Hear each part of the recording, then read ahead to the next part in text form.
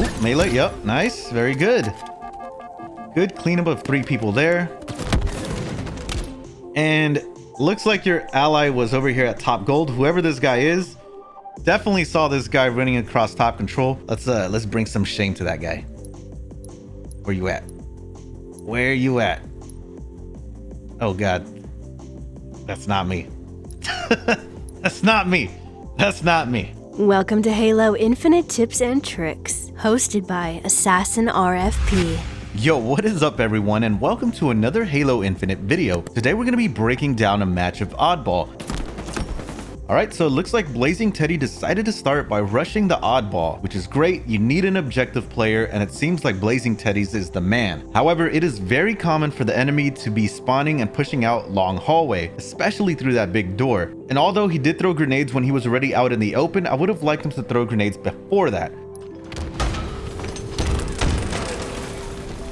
Alright, he grabs the ball, manages to evade some damage, and gets the shields back up. And he's moving over to gold hallway. And it looks like he's going to be getting pushed by an enemy right away.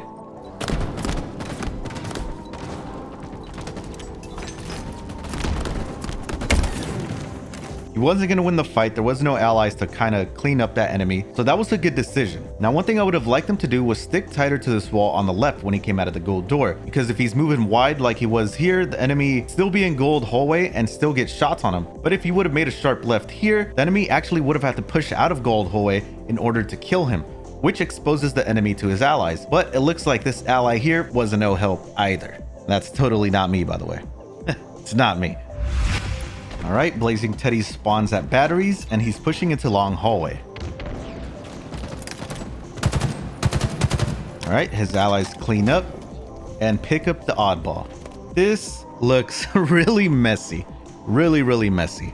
During the 8 seconds that they were in this corner, him and his 2 allies decided to look away and then look at each other again and then all look at big door, none of them establishing control. But there should have been communication where either Matador or Blazing Teddy's would have called out that they were going to take a certain position. Maybe Matador pushed up to attic, definitely should have called out that he was going to watch C door. It just seems like everyone was really confused.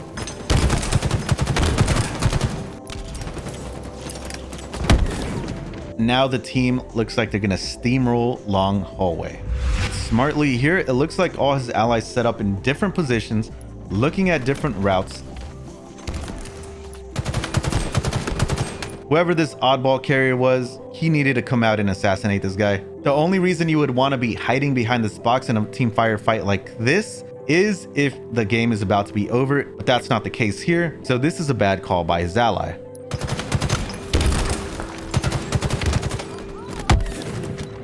Here, I just really want to highlight this player in the back. He decided to start fighting once all his team was dead, did not reset the ball, and pushed out of cover when he's one shot.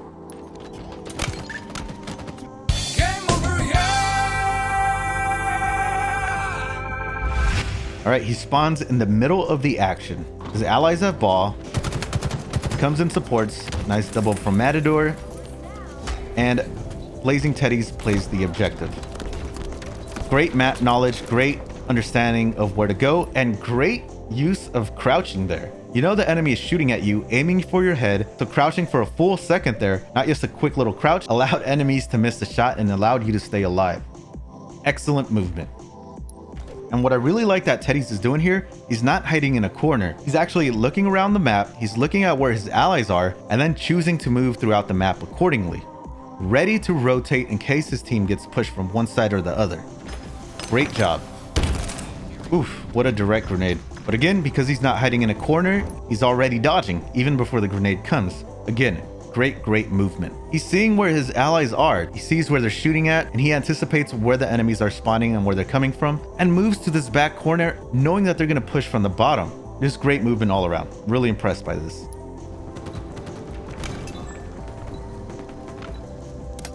And this is what playing the objective smartly is all about. Just keeping track of the map.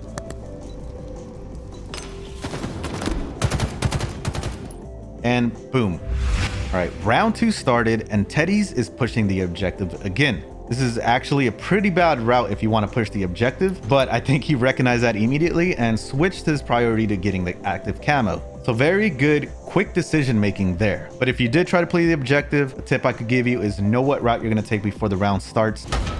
This I don't like. Maybe you were the only person on your team in the vicinity to get the oddball. However, using the active camouflage, then getting the objective, basically eliminates the point of the active camouflage. If you're ever in this position, I would have liked you to instead go into the enemy's base, clean them up, wreak havoc. This is where communication comes into play. Even if you are the objective guy on your team, just call it out. I have camo, I'm gonna go wreak havoc, and tell somebody else to grab the ball.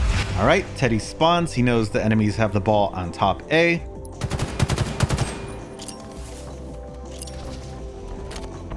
Starts by putting a few shots on what he can see. Here, I would have liked you to simply pick up the mauler, so making use of the weapons on the map.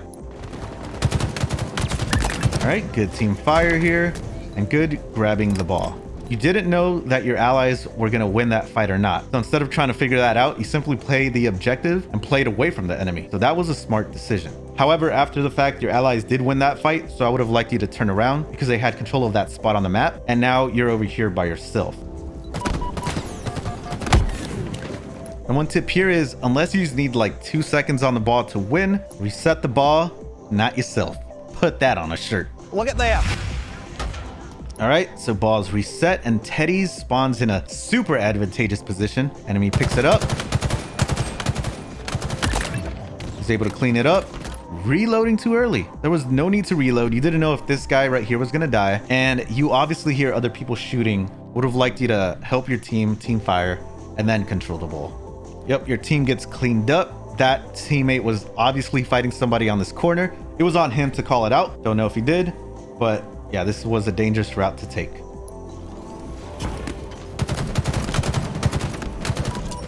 Great decision in noticing the one shot. Unfortunately, it was like at the very end of his shields being down, but great decision of noticing that, throwing the oddball, and using crouching in your strafe to stay alive. And great creating space with the grenade to keep him back, grabbing the oddball and moving to A. Boom, and getting away. Nice, very good.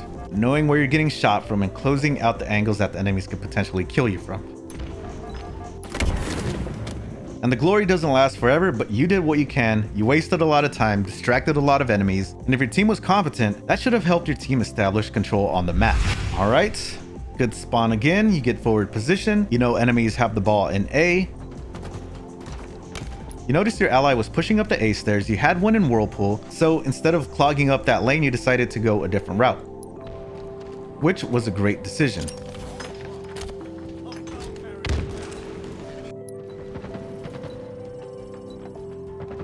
All right, there's definitely an enemy on top A. You're moving up. Your ally has the ball in Whirlpool. It looks like they're calling out.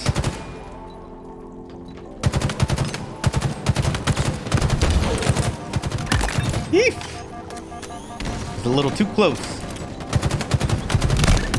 Ooh, nice, nice. Ooh, melee, yep, nice, very good. Good cleanup of 3 people there.